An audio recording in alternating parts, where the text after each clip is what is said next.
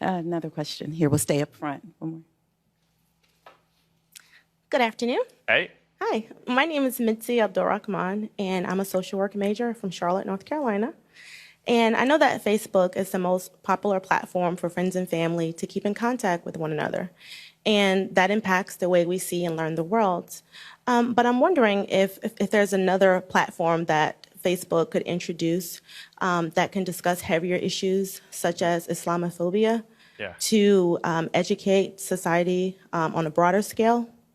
And my personal opinion, one of the reasons that Islamophobia exists is due to media bias and the lack of positive imagery of Muslims. So my question to you is, Mark, how can Facebook serve as a tool and a platform to help build stronger communities and to remove those roadblocks that we have in the media? Yeah, this is a great question. This is something that I spend a lot of time thinking about. And when we think about what we hope Facebook can help people change in the world, it really is stuff like what you're talking about. I mean, we love the fact that people share photos on a day-to-day basis and all that, but the bigger social debates are really what we kind of have in mind when we think about our mission of giving people a voice and helping people connect around the world. And, you know, one of the things that there's a bunch of research around this that when you want to discuss big issues like this, one of the best things that you can do is make sure that people are connecting, first over shared interests and common humanity, whether that's, you have a shared interest in sports or cooking or a TV show that you watch together, or an interest that you have. And then, you have that debate, or you have that connection.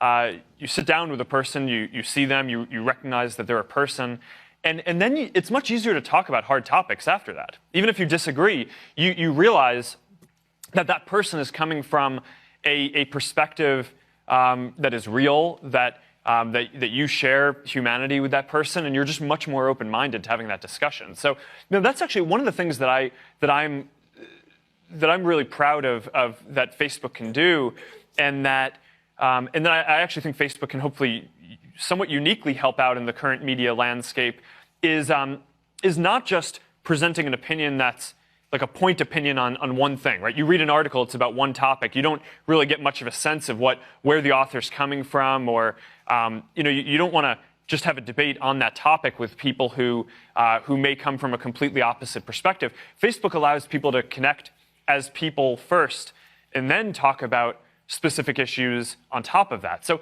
I don't actually think that what you're talking about should be a different platform. I think that when this works well, this should all be integrated into one big set of discussions that people are having. Some fun, some about baby photos or sports photos, or humor, just different things that are going on, and then some serious, right? And if it were all serious, then I think that would be pretty hard to make that work.